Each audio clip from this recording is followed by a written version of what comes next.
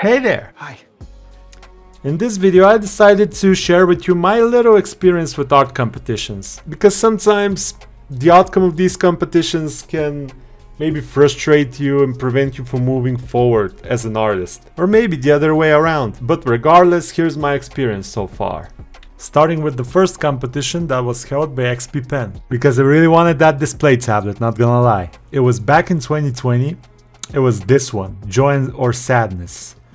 I can't believe I found it. I thought they deleted it years ago. And so I made this one. As you can see, it's supposed to be sadness. I called it doubts. And I said this. In 2020, I think many of us, including me, struggled with depression and self-doubt. That's why I think this drawing shows or represents how we are controlled by those negative thoughts that prevent us from moving forward. Yeah, I believe this was with the pandemic and all that stuff going on.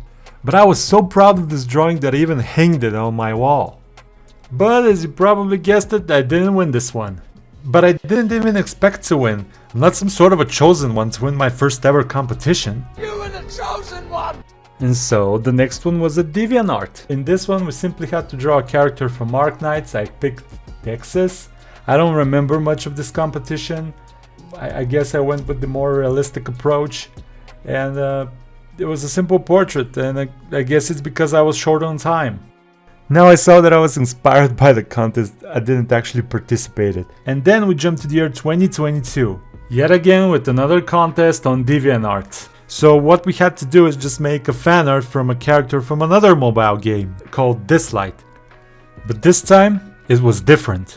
This time I was ready to put everything I had into this competition. I wasn't going to just, draw something. If I win, I win. If I don't, I don't. No, I was ready to go balls deep in this competition. I was ready to do everything in my power to win. So the first thing I did was do my research, because I didn't know anything about the game. I just don't play these types of games, but I really liked the designs of the characters. And in order to make something of quality, I had to get familiar with them. And so I chose my favorite character, which was Chloe. She's a fashion designer, and I don't remember what else it was.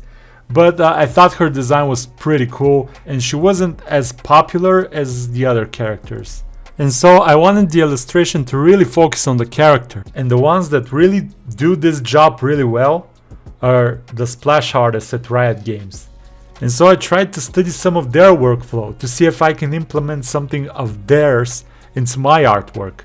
So the first thing that they do is that they start with thumbnail sketches, which is really good if you want to brainstorm quickly your ideas. Also, I've noticed that some artists use 3D programs a lot, so I gave it a shot as well. And that actually helped me to have a more solid foundation and to experiment a bit with different lighting scenarios or perspective angles. After that, I finished the whole thing in Photoshop, and that took me about 2 weeks because I wanted everything to be perfect. And now I can see some stuff that could have been improved, but what are you gonna do? And in the end, I didn't win again. I'm not gonna lie, that was a bit disappointing and discouraging. And I remember I was browsing through the competition entries, and there were people that I really liked their artworks, and they didn't even made it in the honorable mentions. And I thought, okay, if they didn't get a chance making it, what chance did I have? And after that, I just thought that there's no point for me to struggle anymore. It's just too much time consuming. And for a single tablet, it's bad for my mental health, and that's why I went really extreme. Because if they weren't going to give me a tablet, I was going to give me a tablet.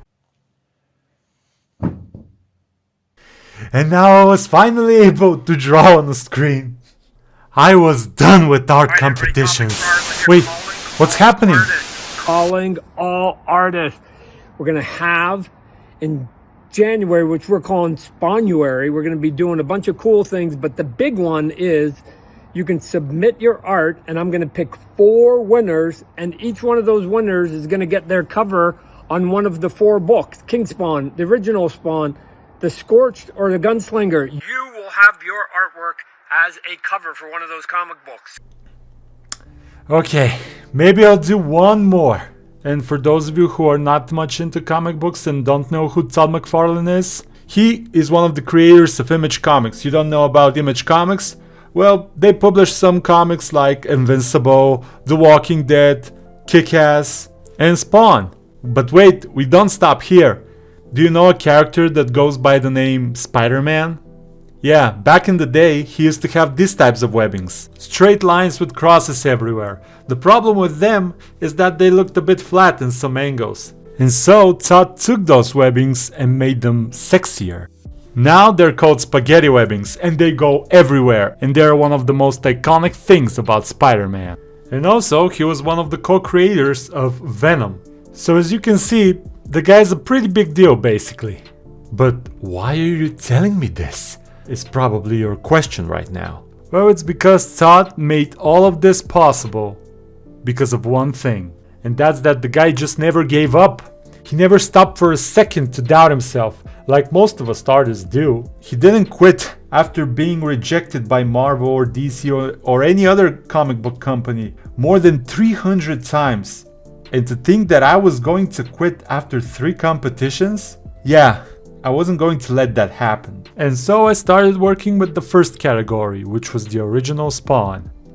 So I started with a few sketches, but he kinda looked more like Spider-Man.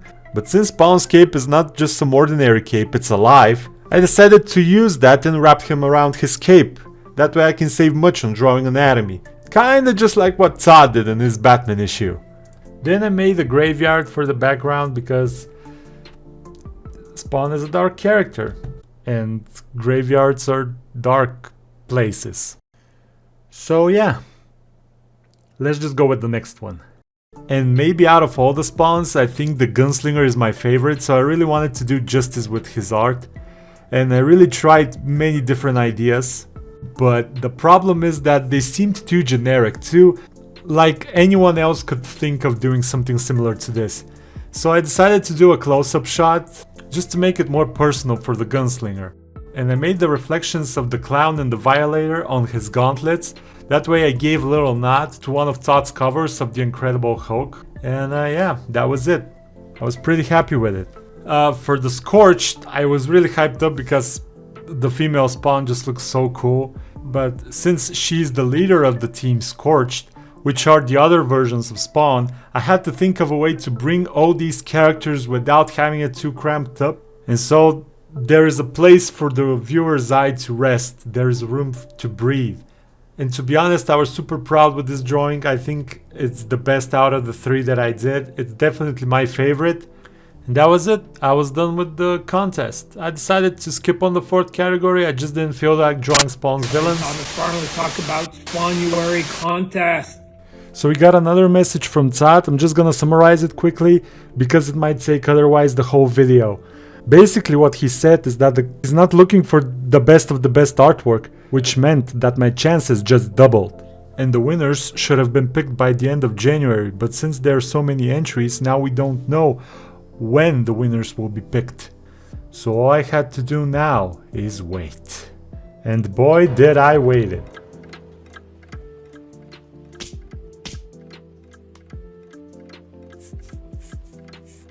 Hey everybody, Todd McFarlane here. I want to talk to all you people who sent in your art for Spawnuary contest. We got literally thousands of submissions, and I'm now down to picking my top 10 in 4 of the different categories. 10 from each category? My chances got even bigger. God damn it, he coded it. I don't know if I'm even in the top 40. And after that, I had so much faith in myself that my Scorched cover was going to be one of those winners. But can you guess what happened after that? Yep, I didn't make the cut again. And I took it like a champ.